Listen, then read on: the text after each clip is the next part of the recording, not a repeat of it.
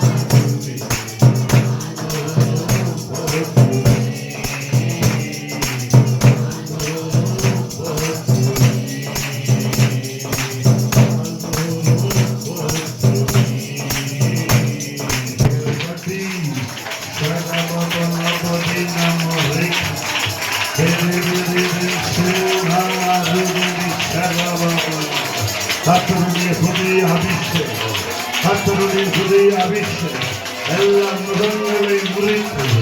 2026 ஆண்டு கர்த்தருடைய தெய்வீக வல்லமை, தெய்வீக வல்லமை.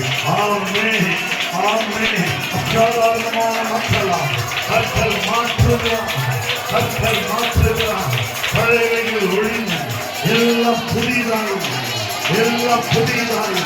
பழையவைகள் ஒழிந்து ஆமென் ஆமென். இயேசுவின் நாமத்தில் எல்லா வியாதிகள் மறைகள், எல்லா பலவீனம் ஒழிகிறது. இயேசுவின் நாமத்தில் புதிய பலன் பெற்றுக்கொள் பெற்றுக்கொள் பெற்றுக்கொள். கர்த்தருடைய புதிய பலன், கர்த்தருடைய புதிய வல்லமை. ஆமை எப்பொழுது எப்பொழுது ஆதி ஆத்மா சரீரத்தில் கண்களிலே ஓடிகள். ஆமை எப்பொழுது எலும்புகளிலே இறங்குகிறது, எலும்புகளிலே ரத்த நாளங்களில். ஆமை பெற்றுக்கொள் பெற்றுக்கொள் பெற்றுக்கொள். எல்லா பலவீனங்கள் அப்புறப்படுது இயேசுவின் நாமத்தில், இயேசுவின் நாமத்தில். எல்லா எதிர் வல்லமைகளை நிர்மூலமாக்குகிறது. எல்லா பிசாசு கிரியைகள் ஓடுகிறது, எல்லா அந்தகார கிரியைகள் அகன்றது. கர்த்தருடைய வெளிச்சம் உதிக்கிறது. 2026 ஆண்டு தான் கர்த்தருடைய வெளிச்சம் ஒவ்வொரு குடும்பத்தில் ஒவ்வொரு உள்ளத்தில் ஆமென் உதிக்கிறது. இயேசுவின் நாமத்தில், இயேசுவின் நாமத்தில். ஜெபிக்க தெரியாதவர்களெல்லாம் கர்த்தர் சொல்லுகிறார், வாய்களை திறந்து வார்த்தையால் நிரப்ப வேண்டும் கர்த்தர் சொல்லுகிறார். ஆமென் ஆமென். பெற்றுக்கொள் பெற்றுக்கொள். ஜெபிக்கிற வரம், ஜெபிக்கிற வரம், ஜெபிக்கிற வரம். பெற்றுக்கொள் பெற்றுக்கொள் பெற்றுக்கொள். ஜெப ஆவி, ஜெப ஆவி, ஜெப சிந்தை, ஜெப சிந்தை. ஆமென். ஜெப சிந்தை இயேசுவின் நாமத்தில். சிந்தையில் உள்ள கட்டுகள் அழிக்கப்படுவதாக இயேசுவின் நாமத்தில். ஓ, எல்லா சிந்தனை கட்டியிருக்கு பிசாசு கட்டழும். ஆமென். இயேசுவின் நாமத்தில் விடுதலைக்காய் ஸ்தோத்திரம், விடுதலைக்காய் ஸ்தோத்திரம்.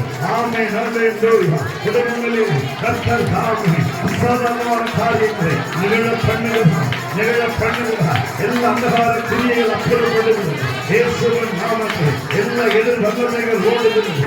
ஆமென் ஆமென். இயேசுவின் நாமத்தில். நீ பயந்த காரியங்களை இனி காண்பதில்லை, இனி காண்பதில்லை. வெளிச்சம் உதிக்கிறது. ஆமென் ஆமென். அல்லேலூயா. கர்த்தர் உன்மேல் உதிக்கிறார், உன் பிள்ளைகள் மேல் உதிக்கிறார், உன் குடும்பத்தின் மேல உதிக்கிறார். ஆமென். சாத்தானுக்கு அதிகாரம் இல்லை, சாத்தானுக்கு அதிகாரம் இல்லை. உன் தாழ்பால்களை பலப்படுத்தி உன்னிட உள்ள பிள்ளைகளை கர்த்தர் பாதுகாக்கிறார். கர்த்தருக்கு ஸ்தோத்திரம், கர்த்தருக்கு ஸ்தோத்திரம் உண்டாவதாக. தேவனுக்கு ஸ்தோத்திரம் உண்டாவதாக. உன்னதமான கர்த்தருக்கு மகிமை உண்டாவதாக. அல்லேலூயா அல்லேலூயா. ஆவிக்குரிய வாழ்க்கை பலப்படுகிறது, ஆவிக்குரிய வாழ்க்கை பலப்படுகிறது. கர்த்தரின் ஆண்டினை பலப்படுத்துவது என்று சொல்லுகிறார். ஆமென். பலப்படுத்துவது என்று சொல்லுகிறார். அல்லேலூயா. எத்தனை ஆண்டுகள் ஆவிக்குரிய வாழ்க்கையிலே ஏதோ என்று இருந்த ஒவ்வொரு குடும்பத்தையும் என் ஆண்டினை கர்த்தர் பலப்படுத்துவதாக சொல்லுகிறார். கர்த்தருக்கு ஸ்தோத்திரம் சொல்லுங்க, கர்த்தருக்கு ஸ்தோத்திரம் சொல்லுங்க. கைகளை தட்டி, கைகளை தட்டி கர்த்தரை ஸ்தோத்திரம் பண்ணுங்க. ஆமென். அல்லேலூயா. கர்த்தருடைய சாதாரணமான வல்லமை ஒவ்வொரு குடும்பத்திலும் விளங்கும், ஒவ்வொரு குடும்பத்திலும் விளங்கும். ஆமென். என்று கண்ட எகிப்தியனை இனி நீ காண்பதில்லை, என்று கண்ட எகிப்தியனை இனி நீ காண்பதில்லை. 2025 கண்ட எகிப்தியனை 2026 காண்பதில்லை. கர்த்தர் விடுதலை தருகிறார். கர்த்தர் உனக்காக யுத்தம் பண்ணுகிறார். கர்த்தர் உனக்காக யுத்தம் பண்ணுகிறார். கர்த்தருக்கு ஸ்தோத்திரம். உனக்கு ஜெயம் உண்டு. இயேசுவின் நாமத்தில் ஜெயம் உண்டு. இயேசுவின் நாமத்தில் ஜெயம் உண்டு. இயேசுவின் நாமத்தில் ஜெயம் உண்டு. அல்லேலூயா அல்லேலூயா. ஆராய்ந்து முடியாத பெரிய காரியங்கள், எண்ணி முடியாத அதிசயங்கள் கர்த்தர் நமக்கு செய்கிறார். கர்த்தர் நமக்கு செய்வார். இது 2026. அல்லேலூயா அல்லேலூயா அல்லேலூயா. நன்றி நன்றி நன்றி நன்றி நன்றி நன்றி நன்றி. கைகளை தட்டி, கைகளை தட்டி கர்த்தரை ஸ்தோத்திரிங்க, ஸ்தோத்திரிங்க, ஸ்தோத்திரிங்க, ஸ்தோத்திரிங்க. அல்லேலூயா. ஸ்தோத்திரம் இயேசுநாதா, உமக்கென்று ஸ்தோத்திரம் இயேசுநாதா. ஸ்தோத்திரம் இயேசுநாதா, உமக்கென்று ஸ்தோத்திரம் இயேசுநாதா.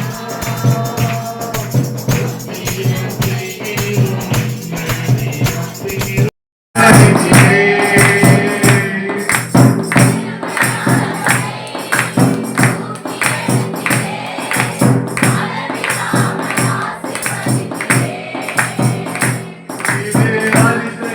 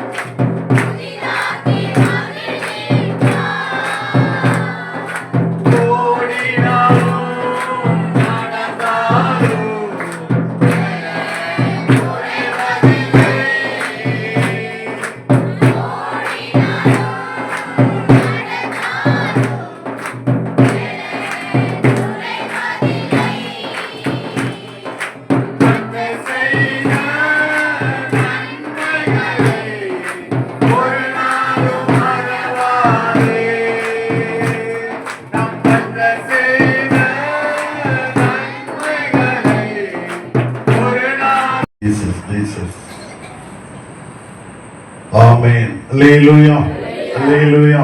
கைகளை தட்டி கர்த்தரை ஸ்தோத்திரம் பண்ணுவோம். ஆமென், ஆமென், அல்லேலூயா. எனவே ஆண்டுகள் கர்த்தருடைய கரத்தில் உண்டு, காலங்கள் கர்த்தருடைய கரத்தில் உண்டு.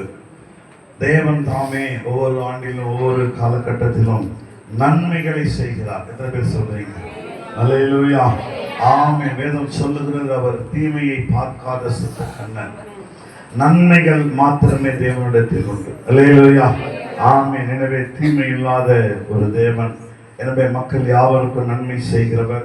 2026 எனவே தேவன் தம்முடைய ஜனங்களுக்கு ஸ்தோத்திரம், உலக ஜனங்களுக்கும் ஆண்டவர் நன்மையை செய்வார். அல்லேலூயா, கர்த்தருக்கு ஸ்தோத்திரம். அவருடைய ரட்சிப்பு வெளிப்படும், அவருடைய பராக்கிரமம் பயம் வெளிப்படும். அல்லேலூயா, ஆமென். பராக்கிரமான செயல்களை தேவன் நாட்களிலே செய்வார். கர்த்தருக்கு ஸ்தோத்திரம். எனவே இந்த 2026 ஆண்டுக்கான ஒரு வாக்குத்தத்த வார்த்தை தேவன் நமக்கு தந்திருக்கிறார். சங்கீதம் 23 கர்த்தர் என் மேய்ப்பராய் இருக்கிறார், நான் தாழ்ச்சி அடையேன். எனவே இது எல்லாருக்கும் தெரிந்த ஸ்தோத்திரம், மிகவும் பரிச்சயமான ஒரு வசனம், ஒரு வார்த்தை. அல்லேலூயா, எல்லோருக்கும் இது தெரிந்த ஒன்று. யாருக்கும் இது தெரியாதுன்னு சொல்ல முடியாது. சின்ன பிள்ளைங்களாம் கூட மனப்பாடம் பண்ணி சொல்லக்கூடிய ஒன்றாக இது காணப்பட்ட பொழுதிலும் இந்த வார்த்தையானது, இந்த வார்த்தையை சொன்ன ஒரு ஆள் அப்படின்னு நம்ம பார்த்தோம்னா தாவீது ராஜா. அவன் ராஜாவாவதற்கு முன்பாக ஒரு இளைஞனாக ஆடுகளை மேய்த்து கொண்டிருக்கும் பொழுது அவன் இந்த சங்கீத பகுதியை கர்த்தரை நோக்கி பாடுகிறான். அல்லேலூயா. அப்படியானால் வாலிபத்தில் அவன் தேவனோடு கூட இணைந்திருக்கிற பக்தியாயிருக்கிற ஒருவன் என்பதாக நாம் தெரிந்து கொள்ளலாம். அல்லேலூயா. அவன் வாலிபத்திலே ஒரு நல்ல ஒரு பக்தி உள்ள ஒருவனாய் அவன் காணப்பட்டு இருக்கிறான். எனவே இந்த வாலிப பிராயத்தில் இந்த சங்கீத பகுதியை அவன் ஏற்றுவதை நாம் பார்க்க முடியும். எனக்குரிய இந்த காலகட்டத்தில் அவனுக்கு நடந்த சில அனுபவங்கள்லாம் அவனுக்கு உண்டு. எனவே இந்த காலகட்டத்தில் ஆடுமை ஜீசஸ். அல்லேலூயா, ஆமென். கர்த்தருடைய பரிசுத்த நாமத்துக்கு ஸ்தோத்திரம் உண்டாவதாக. எனவே நாம பார்க்கிறபடியாக மிகவும் ஒரு சிரமமான ஒரு காலகட்டம் என்பதை நாம் அறிந்து கொள்ளலாம். அப்படிப்பட்ட சூழ்நிலையில இருந்த ஒரு ஆள் தான் இந்த வார்த்தையை பாடியிருக்கிறார். கர்த்தரின் மேய்ப்பராய் இருக்கிறார், நான் தாழ்ச்சி அடையேன். எனவே இன்னொரு பகுதியாக நாம் இதை தியானிக்கும் பொழுது தாவீதுக்கு இந்த வார்த்தைக்குரிய வெளிப்பாடு கிடைத்திருக்கிறது. இதற்குரிய ஒரு அனுபவம் உள்ளவனாக அவன் காணப்பட்டிருக்கிறான். எனவே நம்ம ஃபர்ஸ்ட் பார்க்கலாம், அவனுக்குள்ள ஒரு வெளிப்பாடு கிடைத்திருக்கிறது. எனவே நான் ஒரு மேய்ப்பன், என்னுடைய மந்தைகளை அநேக சிரமத்தின் மத்தியில அவைகளை உயிரோடு, அவைகளை நலமாக, அவைகளை பத்திரமாக, அவைகளை போஷித்து நான் காப்பாற்றுகிறேன். எனவே இதைவிட என்னுடைய தேவன் எனக்கு மேய்ப்பராய் இருந்து அவர் என்னை பாதுகாக்கிறவர். அல்லேலூயா. இந்த வெளிப்பாடு உடையவனாக அவன் அங்கே காணப்பட்டிருக்கிறான். இரண்டாவது, அதற்குரிய ஒரு அனுபவம் உள்ளவனாக இருந்திருக்கிறான். கவனிங்கள், தேவனோடு வாழுகிற இந்த வாழ்க்கையில தேவனுக்கு நமக்கும் ஒரு அனுபவம் என்பது அவசியம். தேவனுடைய இந்த கிறிஸ்துவ வாழ்க்கையில, இந்த விசுவாச வாழ்க்கையில நமக்கு ஒரு அனுபவம் தேவை. இந்த அனுபவம் எப்படி ஏற்படுகிறது என்றால், உண்மையிலேயே நாம் தேவனை சார்ந்திருக்கும் பொழுது, தேவனை சார்ந்து வாழும் பொழுது, தேவனை வாழ்க்கையில முன்வைத்து ஓடும் பொழுது, தேவன் எனக்காக எல்லாவற்றையும் செய்கிறவர் என்கிற ஒரு ஆழ்ந்த ஒரு விசுவாசத்துக்குள் நாம் போகும் பொழுது நமக்குள் அனுபவம் ஏற்படும். எனவே நான் கூட ஒரு கிறிஸ்தவ, ஏதோ நான் சர்ச்சுக்கு வரேன், நான் போறேன் அப்படிங்கிற இந்த ஒரு இடத்துல நிச்சயமா அனுபவம் ஏற்படாது. அனுபவம் என்பது தேவனை சார்ந்து கொள்ளுதல், அனுதினம் அவரோடு கூட நடக்கிற ஒன்று. ஒரு சிறு பிள்ளை தன்னுடைய தாய் தகப்பனை பிடித்து நடப்பது போல, ஒரு மனைவி தன்னுடைய கணவனை சார்ந்து அல்லது நம்பி வாழுவது போல, ஒரு கணவன் தன்னுடைய மனைவியை நம்புவது போல தேவனை நம்புகிற ஒரு அனுபவம் நமக்கு அவசியம். அல்லேலூயா. அந்த அனுபவம் தான் இப்படிப்பட்டதான வெளிப்பாடுகளை கொடுக்கும். கர்த்தர் என் மேய்ப்பராய் இருக்கிறார், நான் இந்த மந்தைக்கு மேய்ப்பனாக இருப்பது போல என்னை மேய்க்கிறவர் தேவன். அல்லேலூயா. அவர் என்னை போஷிக்கிறவர், என்னை பாதுகாக்கிறவர், என்னை நடத்துகிறவர் என்கிறதான அந்த அனுபவம் அவசியம் என்று நாம் பார்க்க முடியும். கர்த்தரின் மேய்ப்பராய் இருக்கிறார், நான் தாழ்ச்சி அடையேன். எனவே கர்த்தரின் மேய்ப்பராய் இருக்கிறார் என்கிற வார்த்தைக்கு இன்னொன்று போஷிக்கிறவர், நன்மையை தருகிறவர், குறைவுகளை நிறைவாக்குகிறவர் என்கிற ஒரு அர்த்தங்களிலே இது காணப்படுகிறது. அல்லேலூயா. எனவே தேவனானவர் கர்த்தரினுடைய மேய்ப்பர் அப்படிங்கிற அந்த இடத்துல நாம் என்னவாய் விளங்கி கொள்ள வேண்டியது, ஏதோ அந்த ஆடுகளை மேய்க்கிறது போல என்ன கூட மேய்க்கிறார் அப்படிங்கிறது இல்லை. அவர் என்னை போஷிக்கிறார். அல்லேலூயா. ஆமா. அடுத்து நன்மையை தருகிறவர், அடுத்து பார்க்கும்பொழுது குறைவுகளை அவர் நிறைவாக்குகிற ஒரு தேவனாக காணப்படுகிறார். இப்பேற்பட்ட குணாதிசயங்கள்லாம் நிறைந்த ஒரு வார்த்தை தான் கர்த்தரின் மேய்ப்பராய் இருக்கிறார். கைகள் தட்டி கர்த்தர் என்னை எப்படி மேய்க்கிறார் என்கிற இன்னொரு நம்ம கோணத்துக்குள்ளாக அதற்குள்ளாக நாம சென்று இன்னும் கூட நாம பார்க்க வேண்டும் என்று நாம சொன்னால், ஆதியாகமம் 31ஆம் அதிகாரம் 40வது வசனத்தை நாம் பார்க்கும் பொழுது, பகலிலே வெயிலாகிலும் இரவிலே குளிரும் என்னை பட்சித்தது, நித்திரை என் கண்களுக்கு தூரமாய் இருந்தது, இவ்விதமாய் பாடுபட்டேன் என்று எழுதப்பட்டிருக்கிறது. எடுத்து வாசிக்க. பகலிலே வெயிலும் இரவிலே குளிரும் என்னை பட்சித்தது, நித்திரை என் கண்களுக்கு தூரமாய் இருந்தது, விதமாக பாடுபட்டேன். எனவே கர்த்தர் என்னை எப்படி மேய்க்கிறார் என்று பார்க்கும் பொழுது, பகல்ல பயங்கர வெயில்ல கூட ஒதுங்காமல் அவர் தொடர்ந்து என்னை நடத்துகிறவர். இரவிலே குளிர் பட்சிக்கிற ஒரு சூழ்நிலையில அதை பற்றி பொருட்படுத்தாமல் என்னை அவர் பாதுகாக்கிறவராக, ஸ்தோத்திரம், நித்திரை கண்களுக்கு தூரமாய் தூங்காதவராக, விழித்திருக்கிறவராக அவர் இவ்விதமாய் எனக்காக பாடுபடுகிறார். அல்லேலூயா. வசனம் சொல்லுகிறது, இவ்விதமாய் பாடுபட்டேன். எனவே இந்த மேய்க்கிற ஒரு விஷயமானது பாடுபடுகிற ஒன்று. இது ஏதோ லேசானது அல்ல. நம்முடைய ஆட்கள், நான் மறுபடியும் சொல்றேன், நம்ம ஊர்ல அந்த ஆடுகளை மேய்க்கிறது போல இது லேசான ஒரு விஷயம் அல்ல. இது பாடுபடுகிற ஒரு காரியம். இவ்விதமாக பாடுபடும் பொழுதுதான் நம்ம அந்த மந்தையில ஒரு ஆடு கூட தவறாமல், அதே நேரத்தில் ஏற்ற வேளையில அவைகளுக்கெல்லாம் சினை உண்டாகி பொழியத்தக்கதாக, அவைகளெல்லாம் பெருகத்தக்கதாக, புஷ்டியாகத்தக்கதாக இந்த ஆடுகளுடைய ஒரு பெரிய வளர்ச்சி அங்கே உண்டாகும் என்று நாம் பார்க்க முடியும். எனவே ஒரு மேய்ப்பன் இவ்விதமாக அவர் அங்கே பாடுபடுகிறார் என்று நாம் பார்க்கிறோம். இது ஒரு பாடுகளின் வழியாக போகக்கூடியது. தேவன் ஒரு பாடுகளின் வழியாய் நம்மை பாதுகாத்து நடத்துகிறார். நமக்காக பாடுபட அவர் ஆயத்தமாய் இருக்கிறார். கைகளை தட்டி யோவான் 10வது அதிகாரம் 11வது வசனத்தை வாசிக்கும் பொழுது, நானே நல்ல மேய்ப்பன் ஆடுகளுக்காக தன் ஜீவனை கொடுக்கிறான் என்று நாம இந்த இடத்துல வாசிக்கிறோம்.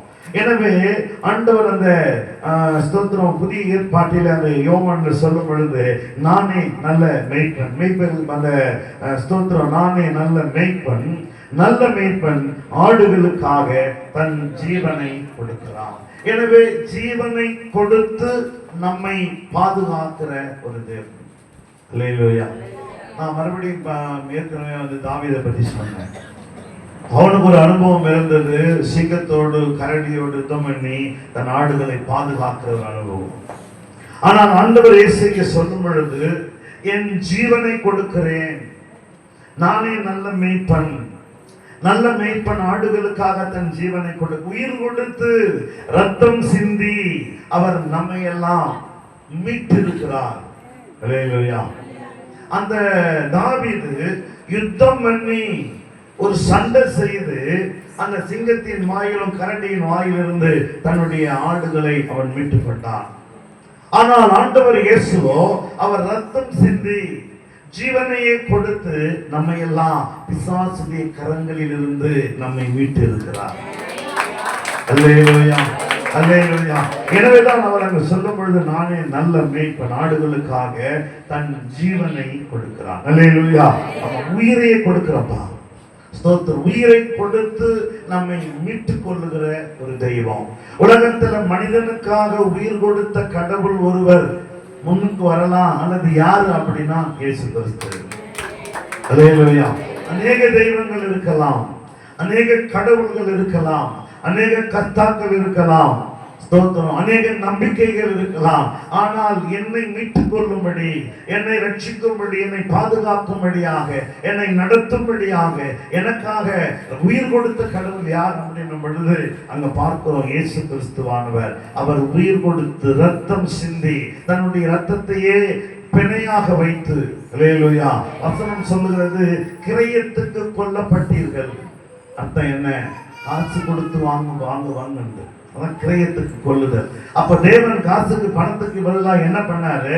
தன்னுடைய ரத்தத்தை, தன்னுடைய உயிரையே பணயமாக கிரயமாக கொடுத்து நம்மை மீட்டு இருக்கிறார். அல்லேலூயா, அல்லேலூயா. அப்படியானால் ஏற்கனவே நாம் ஒரு இடத்துல அடிமையாக இருந்திருக்கிறோம். அல்லேலூயா. அந்த அடிமைத்தனத்திலிருந்து நம்மை ஆண்டவர் யுத்தம் பண்ணி எடுத்துக்கல. அல்லேலூயா. அவர் ஒரு நியாயாதிபதி, ஸ்தோத்திரம், நீதி நியாயம் உள்ளவர், எல்லாவற்றையும் ஒழுங்காக செய்கிறவர். எனவே அவர் தன்னுடைய உயிரின் ரத்தத்தையுமே கிரயமாக கொடுத்து நம்மை எல்லாம் மீட்டு இருக்கிறார். நாம் எல்லோரும் கிரயத்துக்கு கொல்லப்பட்டவர்கள் அல்லது இயேசுவால விலை கொடுத்து வாங்கப்பட்டவர்கள் என்று பெருமைப்படுகிறது. அதனால்தான் ஒரு சகோதரி பாடினாங்க, நான் எனக்கு சொந்தம் அல்ல, மீட்கப்பட்ட பாவி நான் எனக்கு சொந்தம் இல்லை.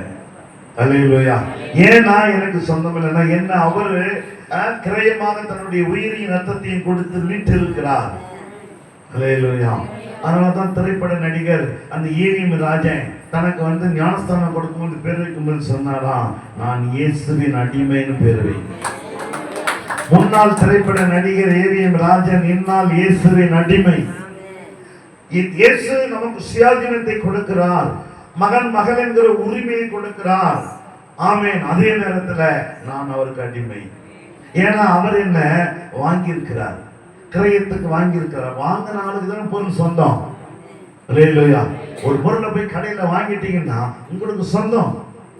ஆமென். இயேசு என்னை வாங்கி கொண்டார், நான் எனக்கு சொந்தம் கிடையாது. அல்லேலூயா. கர்த்தருக்கு ஸ்தோத்திரம். எனவே அவர் அங்க உயிர் கொடுத்து ரத்தத்தை சிந்தி என்னை அவர் மீட்டு கொண்டார் என்பதாக நாம பார்க்கிறோம். கர்த்தருக்கு ஸ்தோத்திரம் உண்டாவதாக.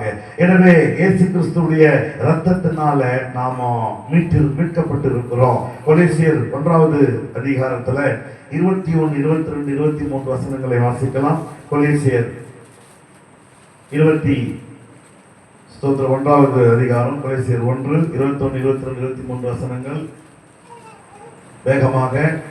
உன்னை அந்நியராயோ துர்க்கிரியைகளினாலே மனதிலே சத்துருக்களாயோ இருந்த உங்களையோ பரிசுத்தராக்கவும் குற்றமற்றவர்களாக்கவும் கண்டிக்கப்படாதவர்களாகவும் தமக்கு முன்னிறுத்தும்படியாக அவருடைய மாம்ச சரீரத்தில் அடைந்த மரணத்தினாலே இப்பொழுது ஒப்புரவாக்கினார். நீங்கள் கேட்ட சுவிசேஷத்தினால் உண்டாகும் நம்பிக்கையை விட்டு அசையாமல் ஸ்திரமாயும் உறுதியாயும் விசுவாசத்திலே நிலைத்திருப்பீர்களானால் அப்படியாகும். அந்த சுவிசேஷம் வானத்தின் கீழ் இருக்கிற சகல சிருஷ்டிகளுக்கும் பிரசங்கிக்கப்பட்டு வருகிறது. அதற்கேற்ற பவுலாகிய நான் ஊழியக்காரனானேன், அதற்கென்று குழந்தை ராஜாகிய நான் ஊழியக்காரனானேன் என்று சொல்லலாம். அல்லேலூயா. கர்த்தருக்கு ஸ்தோத்திரம். எனவே இந்த கொலோசியர் 1வது அதிகாரத்துல 21, 22, 23 வசனங்களிலே முன்னையான அந்நியரும் துர்க்கிரியைகளினாலே மனதிலே சத்துருக்களாக இருந்த உங்களை பரிசுத்தராகவும் குற்றமற்றவர்களாகவும் கண்டிக்கப்படாதவர்களாகவும் தமக்கு முன் நிறுத்தும்படியாக அவருடைய மாம்ச சரீரத்திலே அடைந்த மரணத்தினாலே இப்பொழுது ஒப்புரவாக்கினார். நீங்கள் கேட்ட சுவிசேஷத்தினால் உண்டாகும் நம்பிக்கையை விட்டு அசையாமல் ஸ்திரமாய் உறுதியாய் விசுவாசம் நிலைத்திருப்பீர்களானால் அப்படியாகும். அந்த சுவிசேஷ வானத்தின் கீழ் இருக்கிற சகல சிருஷ்டிகளுக்கும் பிரசங்கிக்கப்பட்டு வருகிறது.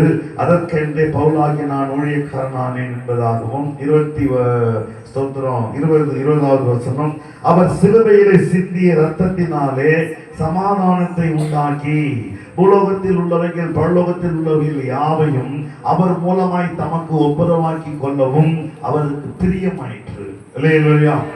அவர் சிலுவையிலே சிந்திய இரத்தத்தினாலே 21 நீங்க பார்க்கும் பொழுது மரணத்திலே அவர் சிலுவையில் அடைந்த மாம்சத்தில் அடைந்த மரணத்தினாலே அல்லேலூயா. எனவே ரத்தத்தை கொடுத்து உயிரை கொடுத்து ஆமென் இந்த ஸ்தோத்திரம் இந்த மந்தையாகிய ஜனங்களாகிய விசுவாசிகளாகிய நம்மை அவர் மேய்க்கிறார். ஆமென். பாதுகாக்கிறார். ஸ்தோத்திரம். போஷிக்கிறார். நன்மை செய்கிறார். குறைவுகளை நிறைவாக்குகிறார் என்பதாக நாம் இங்கே பார்க்க முடியும். எனவே மூன்றாவது குறிப்பாக வெளிப்படுத்தல் 7வது அதிகாரம் 17வது வசனம். ஸ்தோத்திரம். வெளிப்படுத்தல் 7:17. ஸ்தோத்திரம். ஸ்தோத்திரம். மத்தியில் இருக்கிற ஆட்டுக்குட்டியானவரே இவர்களை மேய்த்து இவர்களை ஜீவ தண்ணீர் உள்ள ஊற்றங்கள் அண்டைக்கு நடத்துவார். அல்லேலூயா. எனவே இங்க நாம பார்க்கிறோம் இது பரலோகம். முதல்ல 23 சங்கீதம் பார்த்தீங்க, இது பழைய ஏற்பாடு. எனவே அடுத்ததாக நாம யோவான் 10ஆம் அதிகாரத்தை பார்த்தோம், அது புதிய ஏற்பாடு. மூன்றாவது ஒரு பகுதியை நாம் பார்க்கிறோம், வெளிப்படுத்துற விசேஷம், இது பரலோகம். எனவே பழைய ஏற்பாட்டிலும் சரி புதிய ஏற்பாடாகி இன்றைக்கும் சரி நாம பரலோகம் போனாலும் சரி இயேசு கிறிஸ்துவானவரே மெய்ப்பராய் இருக்கிறார். கைகளை தட்டி. எனவே பரலோகத்திலும் அவர் நம்மை மேய்த்து ஜீவ தண்ணீரண்டை நடத்துகிறார். அல்லேலூயா. ஆமென். ஜீவ தண்ணீரை பரலோகத்தில் குடிக்க போகிறோம். இங்க ஜீவ தண்ணீர் ஆகிய பரிசுத்த ஆவியை பருகுகிறோம். அது ஆவியில நிரப்பப்படுகிறது. ஆவிக்குரிய ஆத்மாவுக்குரிய தாகத்தை தீர்க்கிறது. அல்லேலூயா. ஆனால் பரலோகத்தில் நம்ம அங்க ஜீவ தண்ணீரையே நாம குடிக்கத்தக்கதாக பரிசுத்த அருமையான கர்த்தராகிய இயேசு கிறிஸ்துவானவர் பிரதான மேய்ப்பராக இருந்து நம்மை நடத்த போகிறார் என்பதாக அந்த வசனம் சொல்லுகிறது. மணிவாசிகள் 7:17. சிங்காசனத்தின் மத்தியில் இருக்கிற ஆட்டுக்குட்டியானவரே ஆட்டுக்குட்டியானவரே ஆமே நம்மை மேய்த்து, இவர்களை என்றால் நம்மை மேய்த்து, பரலோகத்துக்கு போன அத்தனை பேரையுமே மேய்த்து ஜீவ தண்ணீர் உள்ள ஊற்றுகள் அண்டைக்கு நடத்துவார். அல்லேலூயா.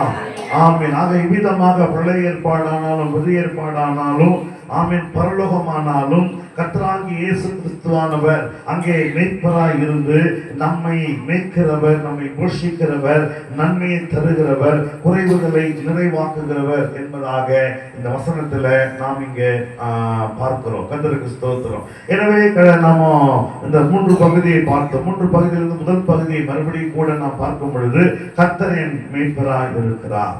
கர்த்தரின் மேய்ப்பராய் இருக்கிறார் என்பதற்கான அர்த்தமானது போஷிக்கிறவர், நன்மையை தருகிறவர், குறைவுகளை நிறைவாக்குகிறவர் என்பதாக பொருள்படுகிறது.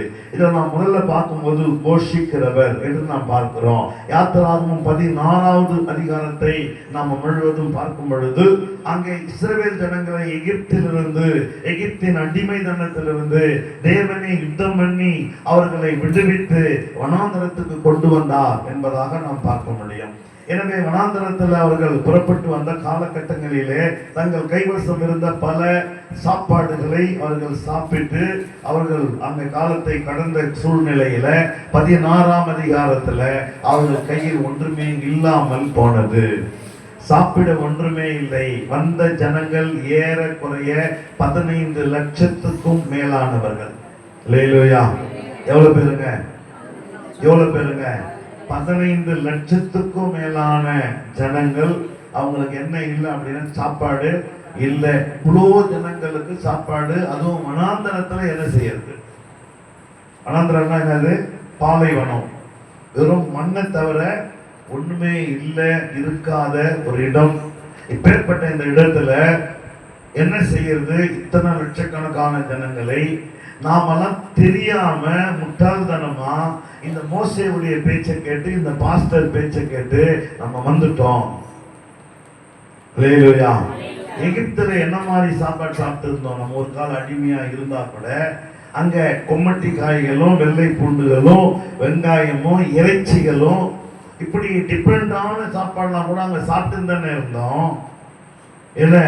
ஆனால் இந்த வனாந்தரத்துல இந்த மோசையை நம்பி நம்ம வந்துட்டோமே, நம்ம என்ன செய்ய போகிறோம் என்பதாக மக்களுக்குள் ஒரு பெரிய என்ன சொல்லலாம் விழிப்பெருகிய ஒரு சூழ்நிலையும், ஆமென், மக்களுக்கெல்லாம் என்ன செய்ய போகிறோம் என்று தெரியாத சூழ்நிலை, நாம் அறியாமல் வந்துட்டோம், தெரியாமல் வந்துட்டோம் அப்படிங்கிற ஒரு யோசனை. சில பேர் அழுதார்களாம், ஆமேன். சில பேர் கோபப்பட்டு இருக்கிறார்கள், சில பேர் திரும்பி போய்விடலாம் என்று எண்ணி இருக்கலாம். சில பேர் கொண்டு வந்த இந்த மோசையை ஏதாவது பண்ணணும் அப்படி யோசிச்சிருக்கலாம். ஏன்னா இவ்வளோ ஜனங்களையும் அறிவு கட்டலாம் கொண்டு வந்துட்டாங்க, இவங்ககிட்ட என்ன இருக்குது இப்போ நமக்கு சாப்பாடு கொடுக்க? அவனுக்கு சாப்பாடு கிடையாது, அவன் குடும்பத்துக்கு சாப்பாடு இல்லை, அவன் நமக்கு என்ன பண்ணுவான்? ஸ்தோத்திரம். இப்படியெல்லாம் பலதரப்பட்ட ஒரு சூழ்நிலை எழும்பும் பொழுது கர்த்தர் இறங்கி மோசேயோடு கூட பேசுகிறார். இந்த 15 லட்சத்துக்கு மேலான ஜனங்களுக்கு நானே வானத்திலிருந்து சாப்பாடு கொடுக்கிறேன். புரிஞ்சவங்க மாத்திரம் கை தட்டுறாங்க, மற்றவங்களா புரியல. அல்லேலூயா. நானே வானத்திலிருந்து ஆமென் சாப்பாடு கொடுக்கிறேன். ஆண்டவர் வானத்திலிருந்து அவர்களுக்கு சாப்பாடு கொடுத்தார். வேதம் சொல்லுகிறது, தேவ தூதர்களுடைய அப்பத்தை மனிதன் புசித்தான். அல்லேலூயா. வானத்துல பரலோகத்துல தேவ தூதர்கள் சாப்பிடக்கூடிய சாப்பாடை தேவன் இந்த மனிதர்களுக்கு வனாந்தரத்துல கொடுத்தாராம். ஆமென். மக்களுக்கெல்லாம் பயங்கர ஆச்சரியம். அதே நேரத்துல எந்த மனிதனாலும் யூகிக்க முடியாதது, யோசிக்க முடியாதது, வானத்திலிருந்து கூட சாப்பாடு விழுமா? அல்லேலூயா. ஆமா, இத்தனை லட்சக்கணக்கான ஜனங்களுக்கு வயிறார 3 வேளையும் உணவு கிடைக்குமா? ஆனா உணவு 3 வேளையும் கிடைத்தது. 1 நாள் 2 நாள் இல்லை. இவர்கள் அந்த வனாந்தர வழியாக கானான் என்று சொல்லக்கூடிய இன்றைக்கு இருக்கிற இஸ்ரேலுக்கு அவர்கள் நடந்து வந்தது 40 வருஷம். 40 வருஷமும் அனுதினமும் அவங்களுக்கு 3 வேளை சாப்பாடு ஆண்டவர் கொடுத்தார். இறைச்சிக்கு என்ன பண்ணாராம்? காடைகளை அனுப்பினாராம். காடைகள் ரொம்ப மேல பறக்கிறது இல்லை, கையெட்டின தூரத்தை பிடிக்கிற மாதிரி கையெட்டின தூரத்துல பறக்கும்படியாக பறவைகளை அனுப்பினார். அதனால அவங்க கேட்டபடி அவங்களுக்கு இறைச்சியும் கொடுத்தாரு.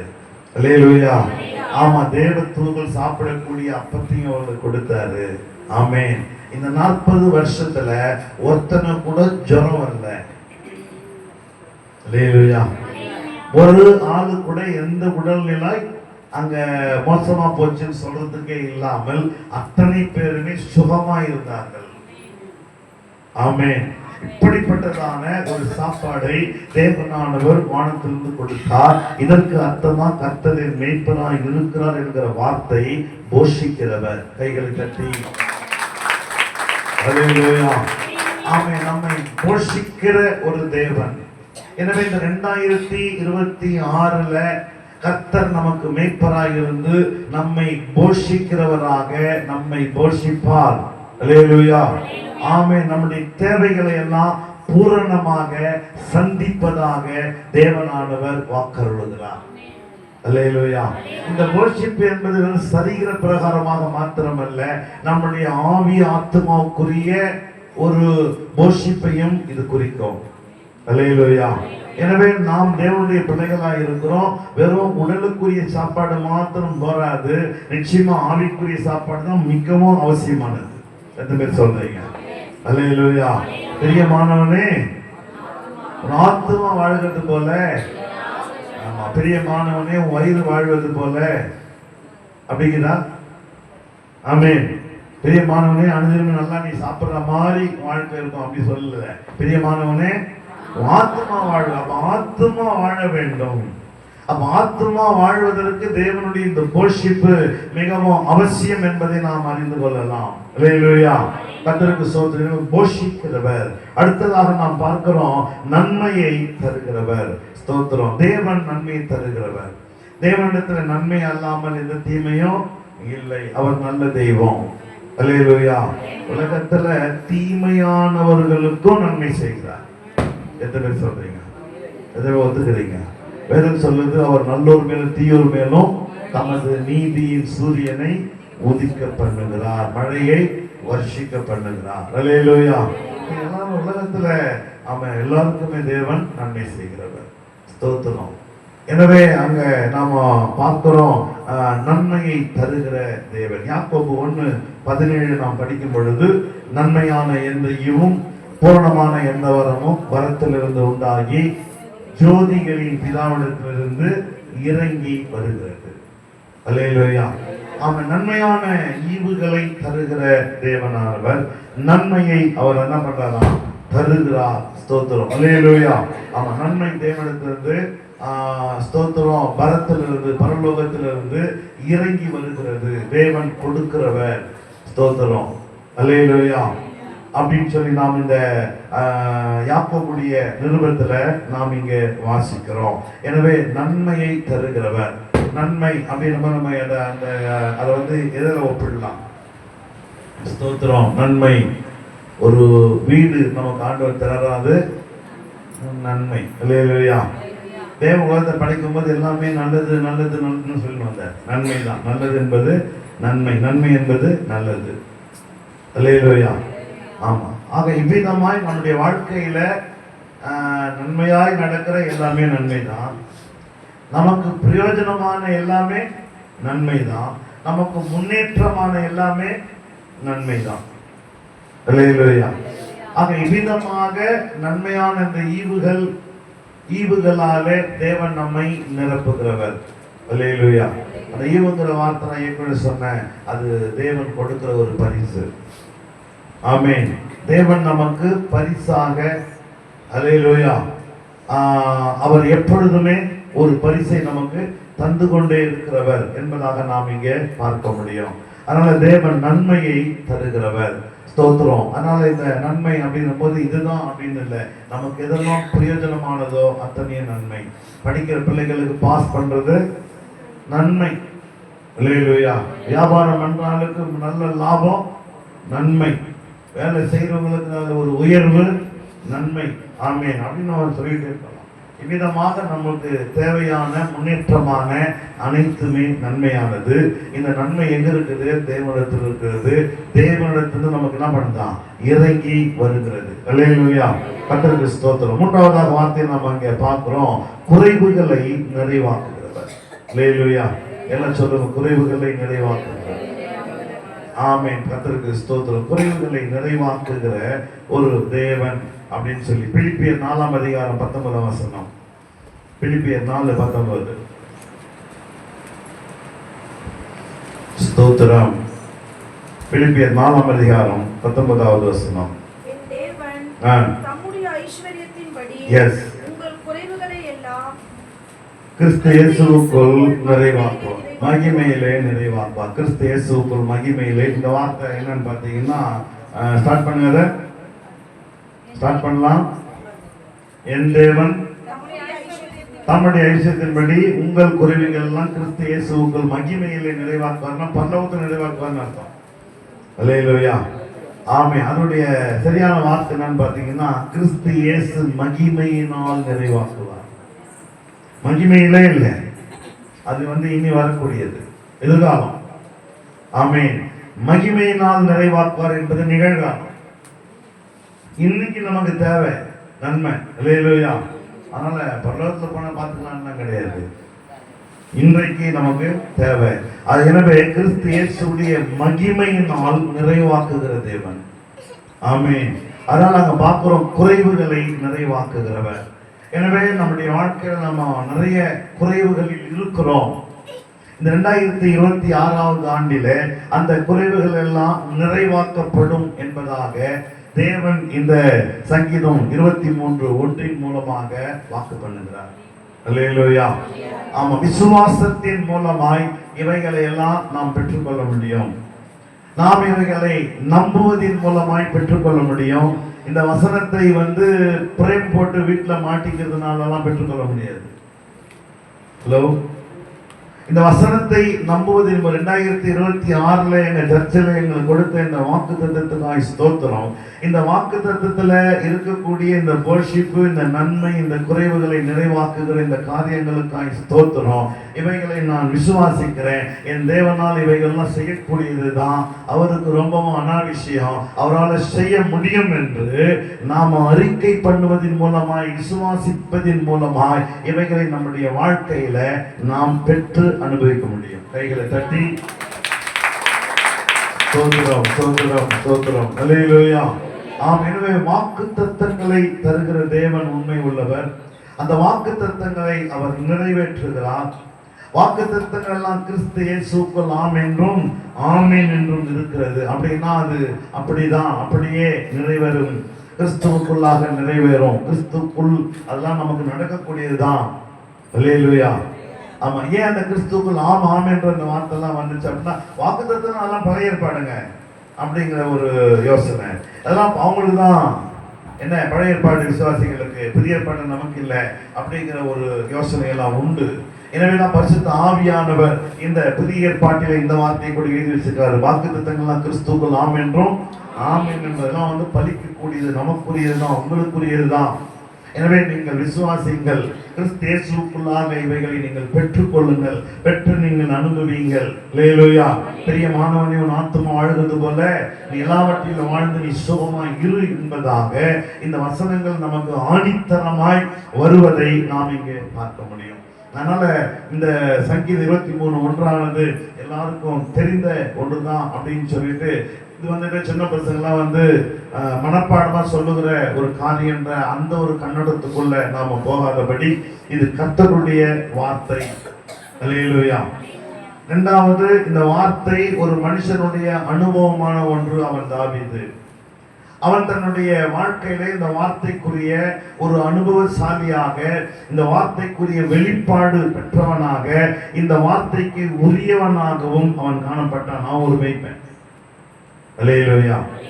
எனவே இது வந்து வாழ்க்கையில ஒரு ஆளுடைய என்ன சொல்லலாம், அனுபவமாக அவன் அனுபவித்த ஒன்று, தேவனிடத்துல பெற்ற ஒன்று, அங்கிருந்து தான் இது நமக்கு வந்திருக்கிறது. எனவே இவைகளை நாம சந்தோஷத்தோடு கூட, மகிழ்ச்சியோடு கூட, நம்பிக்கையோடு கூட பெற்றுக்கொள்ளுதல் அவசியம். அல்லேலூயா. ஆமென். இவைகள் நாம பெற்றுக்கொண்டு இவைகளை அனுதினமும் விசுவாசித்தல். விசுவாசத்தின் மூலமாகத்தான் இவைகள்லாம் நாம பெற முடியும். எனவே பழைய ஏற்பாடானாலும் புதிய ஏற்பாடானாலும் பெற்றுக்கொள்ளுதல் என்கிற ஒரு இடம் நமக்கு வரும் பொழுது அவைகளை நாம விசுவாசத்தின் மூலமாகத்தான் பெற்றுக்கொள்ளுகிறோம். கர்த்தருக்கு ஸ்தோத்திரம். எனவே இந்த எபிரேயர் 11வது அதிகாரத்தை பார்க்கும் பொழுது முழுவதுமே அங்கே விசுவாசத்துக்குரிய ஒரு விசுவாச வீரர்களுக்குரிய ஒரு பெரிய பட்டியலை அங்க நாம பார்க்க முடியும். அதனுடைய ஃபைனல் கடைசி இடத்துல நம்மை குறித்தும் எழுதப்பட்டு இருக்கிறதை நீங்கள் வாசிக்க முடியும். அல்லேலூயா. ஸ்தோத்திரம். ஒரே இடம் வாசிங்க. அந்த 12ஆம் அதிகாரம், அதாவது எபிரேயர் 12ஆம் அதிகாரம் 1 வசனம். ஆகையால் மேகம் போன்ற இத்தனை திரளான சாட்சிகள் நம்மை சூழ்ந்து கொண்டிருக்க, பாரமான யாவற்றையும் நம்மை சுற்றி நெருங்கி நிற்கிற பாவத்தையும் தள்ளிவிட்டு விசுவாசத்தை துவக்குகிறவரும் முடிக்கிறவருமாய் இருக்கிற இயேசுவை நோக்கி நமக்கு நியமித்திருக்கிற ஓட்டத்தில் பொறுமையோடு ஓடக்கடவோம். ஆமென். அல்லேலூயா. எனவே இந்த 12ஆம் அதிகாரத்தை 11ஆம் அதிகாரம் விசுவாச பட்டியல் முடித்து 12ஆம் அதிகாரத்துக்குரிய ஒரு துவக்கத்தை இங்க பார்க்கிறோம். இந்த துவக்கத்துடைய முதல் வசனம் சொல்லுகிறது. ஆரம்பிக்கலாம். போதும். ஆகையால் வார்த்தை என்ன, இந்த பௌரமதிகாரம் ஃபுல்லா பாத்தீங்கல்ல. ஆகையினால் மேகம் போன்ற இத்தனை திரளான சாட்சிகள், இவ்வளோ விசுவாச வீரர்கள்லாம் இருக்கிறாங்க. அவங்க மத்தியில இப்போ நீ வந்து ஓட போகிற. மேகம் போன்ற இத்தனை திரளான சாட்சிகள் நம்மை சூழ்ந்து கொண்டிருக்கிறது. இவங்கெல்லாம் பார்க்கும் பொழுது இதுல ஏதாகில உனக்கு பாரமாக காணப்படலாம். அல்லேலூயா. மேகம் போன்ற திரளான சாட்சிகள் சூழ்ந்து கொண்டிருக்கையில் இவைகள்ல பாரமா என்னத்தை படிக்கலாம்? பாரமான யாவற்றையும் தள்ளிவிட்டு. அல்லேலூயா. இதுல ஏதாவது உனக்கு பாரமாய் தோன்றினால் அப்படின்னா என்ன உங்களுக்கு புரியுது? அதாவது இவ்வளோ விசுவாச வீரர்கள்லாம் நம்ம பார்க்கிறோம். இதுல போய் என்ன பாரம் இருக்கும்? ஆனா வசனம் சொல்றது பாரமான யாவற்றையும் தள்ளிவிட்டு. என்ன பாரம் இருக்கும்? இல்லை, அவங்க கிட்ட இருக்கிற ஏதோ ஒரு தவறு நமக்கு பாரமா இருக்கிறது. ஆபிரகாம் அவன் மனைவியோட இருந்த நாட்களில மனைவி ஒரு அருமையான ஐடியா கொடுத்தா, ஏயா எனக்கு உனக்கு இவ்வளவு காலம் குழந்தை இல்லை, பேசாம என்ன பண்ணேன், நீ இன்னொரு கல்யாணம் பண்ணிக்கோ, நான் வந்து உனக்கு என்ன பண்றேன், பர்மிஷன் கொடுக்குறேன். இல்லையா? ஆமா. என்னையா பழம் நழுவி நீட்டா பால்ல வந்து விழுவுது, புரியுதா?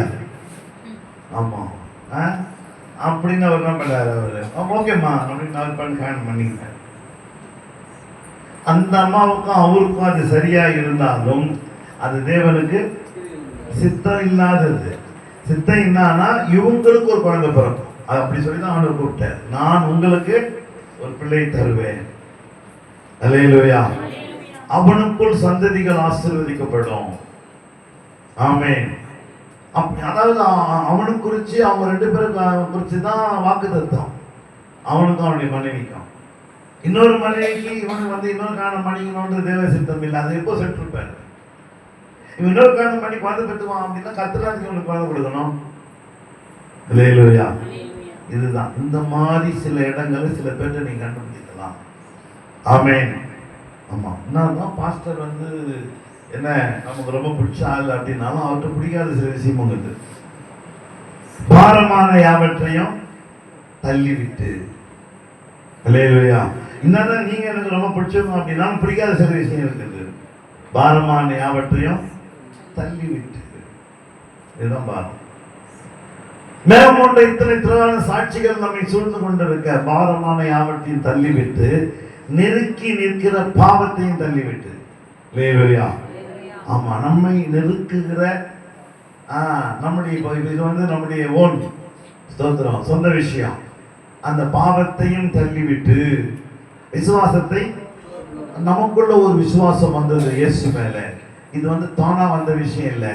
இயேசுவே நமக்குள் இந்த விசுவாசத்தை துவக்கி வைக்கிறார். அல்லேலூயா. இயேசுவை பத்தி நான் இந்த ஊர்ல வந்து சொன்னேன். இவைகளை நீங்கள் கேட்கும் பொழுது உங்களுக்குள் இந்த விசுவாசத்தை இயேசு தான் துவக்கினார். அல்லேலூயா. ஆமா. விசுவாசத்தை துவக்குகிறவரும் இந்த விசுவாசத்தை முடிக்க போகிறார். உலகத்துக்குரிய விசுவாசம். அல்லேலூயா. அதுதான் நம்முடைய கடைசி காலமா இருக்கும். அதுக்கு அடுத்தது பரலோகம். ஏன்னா உலக வாழ்க்கை ஓவர். ஆனால் இங்கத்துக்குரிய கேம் முடிஞ்சு அடுத்து நாம எவன் பரலோகம் போயிருக்கோம்.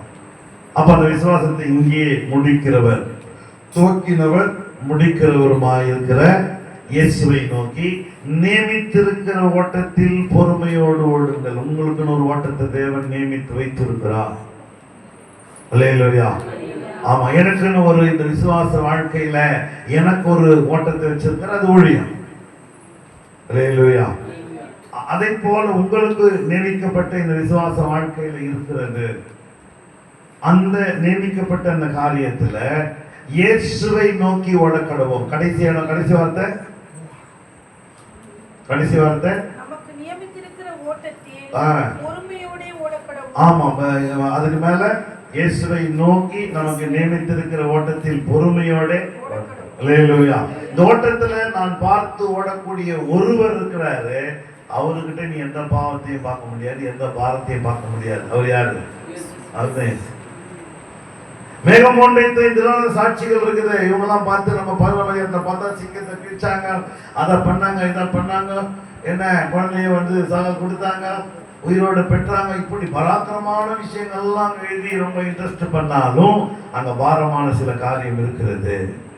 ஆனால் விசுவாசத்தை துவக்கின முடிக்கிறோமாக்கி இயேசுவை நோக்கி பார்க்கும் பொழுது அங்க எந்த பாரமும் நம்ம எந்த குற்றத்தையும் காணவே முடியாது. அதனால முழுக்க யாரை பார்க்கணும்? பாஸ்டரை பார்த்து இந்த விசுவாச ஓட்டத்துல ஓடுறது இல்லை. யாரை பார்த்து ஓடுறது? இயேசுவை பார்த்து. அல்லேலூயா. இந்த ஊழியத்தை நான் உங்களை பார்த்து விசுவாசியை பார்த்து செய்யறது இல்லை. யாரை பார்த்து? இயேசுவை பார்த்து. 2026 உங்களுக்கு எனக்குமான செய்தி. அல்லேலூயா. எனவே இந்த 2026 இயேசுவை நோக்கி ஓடத்தக்கதான ஒரு விசுவாசம். இந்த விசுவாசம் தான் இந்த கர்த்தரின் மேய்ப்பராக இருக்கிறார். அவர் போஷிக்கிறவர், நன்மை தருகிறவர், குறைவுகளை நிறைவாக்குகிற அந்த இயேசு கிறிஸ்து. அல்லேலூயா. அவரை நோக்கி நான் ஓடும் பொழுது இவைகள் எல்லாம் நான் பெற்றுக்கொள்ள முடியும். அல்லேலூயா. இவைகள் எல்லாம் என் வாழ்க்கையில நான் அனுபவிக்க முடியும். எனவே பெற்று அனுபவிப்பது, பெற்றுக்கொள்வது, அனுபவமாக மாறுவது, ஆமென். இவைகள் நீங்கள் பெற்றுக்கொண்டு அடுத்த வருஷம் இந்த மாதிரி நாட்கள்ல சாட்சி சொல்லுவது. போன வருஷம் எங்களுக்கு இந்த மாதிரி ஆண்டவர் ஒரு வாக்குத்தத்தத்தை கொடுத்தாரு, பேசினாரு. அந்த வாக்குத்தத்தத்தை உடையவர்களாக நாங்க இருந்தோம். ஸ்தோத்திரம். பெற்றுக்கொண்டோம், அவரை விசுவாசித்தோம். இந்த வார்த்தையின் மூலமா எங்க வாழ்க்கையில இதெல்லாம் நடந்தது. அல்லேலூயா. ஆமா, அப்படின்னு சொல்லத்தக்கதாக ஏற்படுத்தும். வாக்குத்தத்தங்கள் ஏதோ பைபிள்ல நிறைய கிடக்குது, அதை ஏதாவது ஒன்று எடுத்து கொடுக்கலான்னு கொடுக்குற விஷயம் இல்லை. அல்லேலூயா. இந்த 2026 அடுத்த வருஷத்துக்கான வாக்குத்தத்தம் என்ன ஆண்டவரேன்னு இந்த வருஷத்திலேயே, அதாவது போன வருஷத்திலேயே ஆண்டவரிடத்தை தரித்திருந்து கேட்டு ஜெபத்துல தேவன் வெளிப்படுத்தி இதாவது தான் கொடுத்தாராங்கிற ஒரு கன்ஃபார்ம் பண்ணிக்கின்னு, அல்லேலூயா. ஆமா, இவ்விதமாக பெற்றுக்கொள்ளுதல். அப்படியானால் இதை தேவன் உண்மையாகவே நமக்குன்னு கொடுக்கிறார். எத்தனை பேர் புரியுது? நிறைய இருக்குது, ஏதோ ஒரு வார்த்தை எடுத்துக்கிற விஷயம் இல்லை. தேவனாகவே கொடுக்கிறது, தேவனாகவே தருகிற ஒரு காரியம். அப்போ இந்த தேவனால் கொடுக்கப்பட்ட இந்த வாக்கு தத்தத்தை நாம ஒவ்வொரு வருஷமும் கொடுக்கிறாரு. ஸ்தோத்திரம். ஒவ்வொரு வருஷமும் கொடுக்கிற வாக்கு தத்தம் நம்முடைய வாழ்க்கையில எவ்விதமாய் கிரியை செய்கிறது. வாக்கு கண்டிப்பா கிரியை செய்யும். அதை எந்த அளவுக்கு நாம் பெற்றுக்கொண்டு இருக்கிறோம். அல்லேலூயா. ஆமா, நாம் எந்த அளவுக்கு அதை பெற்றுக்கொண்டாதான் அவன் வாழ்க்கையில அது பலிக்கும். ஆமென். ஸ்தோத்திரம். இல்லைன்னா ஏதோ வாக்குத்தத்தை எடுத்தோம், காலண்டர்ல போட்டு குத்துக்கிறோம், வீட்டில் மாட்டினோம். சில பேருக்கு போன வருஷம் என்ன வாக்குத்தத்தை கேட்டால் தெரியாது. ஆனா எல்லாருக்குமே அவன் காலண்டர்ல போட்டு பிரிண்ட் பண்ணியே கொடுத்துடுறோம். ஸ்தோத்திரம். ஆமா, என்ன பண்ணலாம் அப்படின்னா டெய்லி அதை பார்த்து அந்த வாக்கு தத்தத்தை வாசித்தல். அல்லேலூயா. அந்த வாக்கு தத்தத்தை படித்தல். நான் பிரிண்டிங்ல கொடுக்கும் போதே சொல்லுவோம், வாக்கு தத்தம் தான் பெருசா இருக்கணும். சர்ச்சு பேரு அப்புறமா சிந்தாங்க போதும். சர்ச்சு பேரை விட எழுத்தோடைய பாண்டை விட வாக்கு தத்தம் பாண்டு தான் பெருசா இருக்கணும் அப்படின்னு சொல்லி தான் கொடுப்பேன். ஒரு மீட்டிங் அப்படின்னா மேல இருக்கிற வசனம் தான் பெருசாகணும், அப்புறம் தான் கீழே சர்ச்சு பேரு மற்ற காரியம்லாம்னு. ஆனா பிரிண்ட் பண்றவங்களுக்கு இதெல்லாம் சின்னதா போட்டே பழகி போயிட்டாங்களா, அவ்வளவு சீன் பெருசு பண்ண மாட்டான். அது மாதிரி நான் அந்த சர்ச்சுடைய நேம் பாண்டுக்கு ஈக்குவலாக தான் இருக்கும். ஆனால் நான் சொல்லுவேன் பெருசா போட்டு. ஏன்னா அது வசனம், அது கர்த்தருடைய வார்த்தை. இப்போ அதை படிச்சு தான் மக்களுடைய வாழ்க்கையில ஒரு முன்னேற்றம் நடக்க போகுது. அல்லேலூயா. எனக்கு அட்ரஸ் இல்லை, என் பேரே இல்லை, ஆமென், மற்ற காரியத்தை இல்லை, தேவனுடைய அந்த வாக்கு தத்தம் தான். அப்போ உங்களுக்கு பிரிண்ட் பண்ணி ஒவ்வொரு வருஷமும் என்ன பண்ண கொடுத்துறோம் வீட்டில். அப்போ அதை எத்தனை பேர் அதை படித்து அதை விசுவாசித்து இந்த வருஷத்துல இந்த வாக்குத்தத்தம் என் வாழ்க்கையில நிறைவேறணும்னு எதிர்பார்க்கிறார்களோ அவர்களுக்கு அந்த வாக்குத்தத்தம் பலிக்கும். எத்தனை பேருக்கு புரியுது? அல்லேலூயா. அதனால கடந்த காலங்கள் எப்படியோ போகட்டும். எனவே இந்த வருஷத்துல நீங்க இதை ஃபாலோ பண்ணுங்க. கொடுக்கப்படுற காண்டு நீங்க என்ன வீட்டுல அனுதினமும் கவனிங்க. எதை கவனிக்கணும்? இன்னைய டேட்ல என்ன வாக்குத்தத்தம் என்ன வார்த்தை இருக்குது அது இல்லை. நமக்கு ஜென்ரலா இந்த வருஷத்துக்கான வாக்குத்தத்தம் என்ன கொடுக்கப்பட்டிருக்குது அதை மறுபடியும் வாசியுங்கள். அதை நீங்கள் ஒரு தியானத்துக்கு எடுத்துக்கொள்ளுங்கள். போகிற வகிற வழியில நீங்க அசைப்போடுங்க. கேட்ட இந்த செய்தியை நீங்கள் மறுபடியும் தியானத்துக்கு கொண்டு வாங்க. ஆமா, பெருசா இல்லை, அந்த 3 வார்த்தை தான். போஷிக்கிறவர், நன்மையை தருகிறவர், குறைவுகளை நிறைவாக்குவார். அல்லேலூயா. ஆமா, அப்ப என் வாழ்க்கையில இந்த வருஷத்துல இதெல்லாம் நடக்கணும். ஸ்தோத்திரம். இதெல்லாம் தேவன் செய்வன் வாக்கு பண்ணியிருக்காரு. எதன் மூலமா பெற்றுக்கொள்ளலாம்? விசுவாசத்தினாலதான். நான் விசுவாசிக்கிறேன். அல்லேலூயா. நான் நம்புகிறேன். 1 லட்சம் ரூபாய் கொடுத்தாதான் இது நம்ம இது நடக்கணும்னு ஆண்டவர் சொல்லல. எல்லாராலையும் கொடுக்க முடியாது. ஆமென். இது கர்த்தருக்கு தெரியும். அதனால இங்க காசு டிமாண்ட் எல்லாம் கிடையாது. அல்லேலூயா. மணி மூட்லாம் கிடையாது. அப்ப என்ன போனீங்க அப்படின்னாக்கா விசுவாசம் தான். இது விசுவாச வாழ்க்கை. அல்லேலூயா. விசுவாசத்தின் மூலமாக இதை நாம் பெற்றுக்கொள்ள முடியும். எனவே நீங்கள் பெற்றுக்கொள்ளுங்கள். ஜெபம் பண்ணலாமா? அல்லேலூயா, அல்லேலூயா. கர்த்தருக்கு ஸ்தோத்திரம், ஸ்தோத்திரம், ஸ்தோத்திரம். Praise the lord. அல்லேலூயா. நன்றி, நன்றி, நன்றி. ஆமென். அல்லேலூயா. ஸ்தோத்திரிக்கிறோம், ஸ்தோத்திரிக்கிறோம். பிதாவே உம்மை ஸ்தோத்திரிக்கிறோம். நாங்கள் விசுவாசிக்கணும், நாங்கள் நம்பணும். ஆமென். ஆண்டவரே, இந்த நாட்களிலே ஆண்டவர் எங்களுக்கு கொடுத்த இந்த வாக்குத்தத்தத்துக்காய் ஸ்தோத்திரம். கர்த்தரின் மேய்ப்பராய் இருக்கிறேன், நான் தாழ்ச்சி அடையேன். கர்த்தரின் மேய்ப்பராய் இருக்கிறேன், நான் தாழ்ச்சி அடையேன். கர்த்தரின் மேய்ப்பராய் இருக்கிறேன், நான் தாழ்ச்சி அடையேன். ஆமென், ஆமென். ஆண்டவரே, நீர் என்னை மேய்ப்பீராக. நீர் என்னை மேய்க்கும்படி என்னை நான் அர்ப்பணிக்கிறேன். நீர் என்னை மேய்க்கும்படியாக நான் அர்ப்பணிக்கிறேன். கர்த்தர் என்னை மேய்க்கும்படியாய் நான் அர்ப்பணிக்கிறேன். கர்த்தர் அல்லேலூயா அல்லேலூயா. நான் என்னை மேய்த்து கொள்ளாதபடி ஏதோ என்னை மேய்க்காதபடிக்கு கர்த்தர் என்னை மேய்க்கும்படியாய் போஷிக்கும்படியாய் காப்பாற்றும்படியாய் நன்மையை அல்லேலூயா தரும்படியாக கர்த்தருடைய கரத்தில் என்னை நான் அர்ப்பணிக்கிறேன். கர்த்தருடைய கரத்தில் ஒப்பு கொடுக்கிறேன். அல்லேலூயா அல்லேலூயா. அறிக்கையிடுங்க. கர்த்தருக்கு ஸ்தோத்திரம். சொல்லுங்க. நன்றி நன்றி நன்றி நன்றி. தேவனாகிய கர்த்தருக்கு ஸ்தோத்திரம். அல்லேலூயா. நன்றி. praise the Lord. ஸ்தோத்திரம். துதிக்கிறோம். praise the Lord. அல்லேலூயா. ராஜாவாகிய தேவனுக்கு ஸ்தோத்திரம் அப்பா. ஆமென். ஆண்டவரே, இந்த 2026ஆம் ஆண்டுக்காக நன்றி. வாழ்க்கையில உள்ள எல்லா விதமான குறைவுகளை நிறைவாக்கி உம்முடைய ஜனமாகி எங்களை உயர்த்துகிறபடியினால் ஸ்தோத்திரம். எங்களை அனுதினமும் போஷிக்கிறவர், ஆவிக்குரிய போஷிப்பு, உலகத்திற்குரிய போஷிப்புக்காய் ஸ்தோத்திரம். நன்மைகளை மாற்ற எங்களுக்கு தருகிறவர். அதற்காக நாங்கள் நன்றி செலுத்துகிறோம். இவைகள்லாம் விசுவாசத்தினாலே பெற்றுக்கொள்ளும்படியாக நான் மறந்து போகாமல் ஆண்டவரே, காரியம் பல விஷயங்களிலே இந்த வாக்கு தத்தத்தை நான் மறந்து போகாமல் ஆண்டவரே ஸ்தோத்திரம் விழிப்பாய் இருந்து ஆண்டவரே ஸ்தோத்திரம் அல்லேலூயா இவைகளில் நான் கவனமாய் இருந்து ஆண்டவரே நினைப்பாய் இருந்து இவைகளை கர்த்தாவே நான் அறிக்கையிட்டு விசுவாசத்தின் மூலமாய் பெற்றுக்கொள்ள எனக்கு உதவி செய்யும். அல்லேலூயா. கர்த்தருக்கு ஸ்தோத்திரம். விசுவாசிக்கு எல்லாம் ஆகும். விசுவாசத்தினாலே எல்லாம் கூடும். நீ விசுவாசித்தால் தேவனுடைய மகிமையை காண்பாய். விசுவாசிக்கிறவனுக்கு எல்லாம் கூடும் என்று கர்த்தர் சொல்லுகிறார். அல்லேலூயா. கர்த்தருக்கு ஸ்தோத்திரம். நீ விசுவாசித்து இந்த காட்டத்தி மரத்தை நோக்கி நீ சமுத்திரத்தில் நடப்படுவாய் என்று சொன்னார். அது அப்படியே ஆகும் என்று சொல்லுகிறார். அப்படிப்பட்டதான மலையை பெயர்க்கத்தக்க மரத்தை பெயர்க்கத்தக்கதான ஒரு விசுவாசம் அல்லேலூயா. அப்பேற்பட்ட ஒரு விசுவாசம் இருக்கிறது. நன்றி. இயேசுவே உமக்கு ஸ்தோத்திரம். பிதாவே உமக்கு ஸ்தோத்திரம். தேவாவியானவரே உமக்கு ஸ்தோத்திரம்.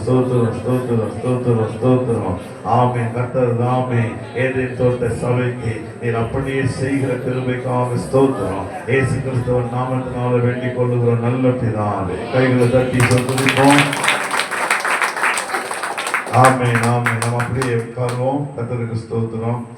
கடந்த வருஷத்துல ஆண்டவர் உங்களுக்கு செய்த நன்மைகளை நீங்கள் சாட்சியாக சொல்லலாம். பிஃபோராக நம்ம முன்னாடியே சாட்சியை பற்றி கேட்கல.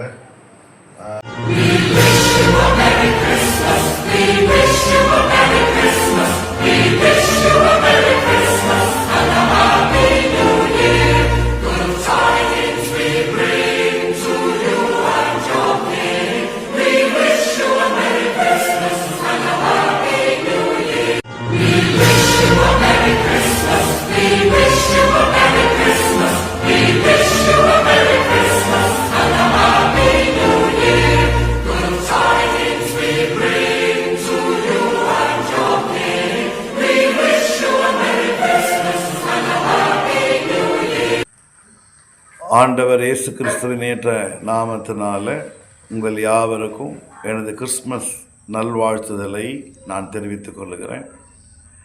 இயேசு கிறிஸ்துவுடைய வெளிச்சம் உங்களுடைய வாழ்க்கையில், உங்களுடைய குடும்பத்தில் வீசும்படியாக, பிரகாசிக்கும்படியாக நான் ஜெபிக்கிறேன். எனவே இயேசு கிறிஸ்துவானவர் உலகத்தில் வெளிச்சமாக அவர் அவதரித்தார். எனவே உலகத்தில் காணப்படுகிற எல்லா விதமான பாவ இருள்கள், அந்தகார இருள்கள், எல்லா விதமான மனிதனுக்கு விரோதமாக இருக்கக்கூடிய இருள்களை விலக்கி மனிதனை மீட்டு கொள்ளக்கூடிய ஒரு வெளிச்சமான மீட்பர் தான் இயேசு கிறிஸ்துவானவர். எனவே வசனம் சொல்லுகிறது, பரிசுத்த வேதாகமத்தில் யோவான் 1வது அதிகாரம் 9வது வசனம். உலகத்தில் வந்து எந்த மனுஷனையும் பிரகாசிப்பிக்கிற ஒளியே அந்த மெய்யான ஒளி என்று. எனவே இயேசு கிறிஸ்து மெய்யான ஒளியாய் எந்த மனுஷனையும் அவரை போலவே வெளிச்சமாக மாற்றுகிறவர். எனவே இந்த 2025ஆம் ஆண்டில் அவருடைய பிறந்த நாளை கொண்டாடுகிறோம். அவருடைய பிறந்த நாளை கொண்டாடுகிற இந்த நாட்களில் அவர் உங்களையும் வெளிச்சமாக மாற்றுவாராக, ஆசீர்வதிப்பாராக. ஆமேன், ஆமேன். We wish you a Merry Christmas. We wish you a Merry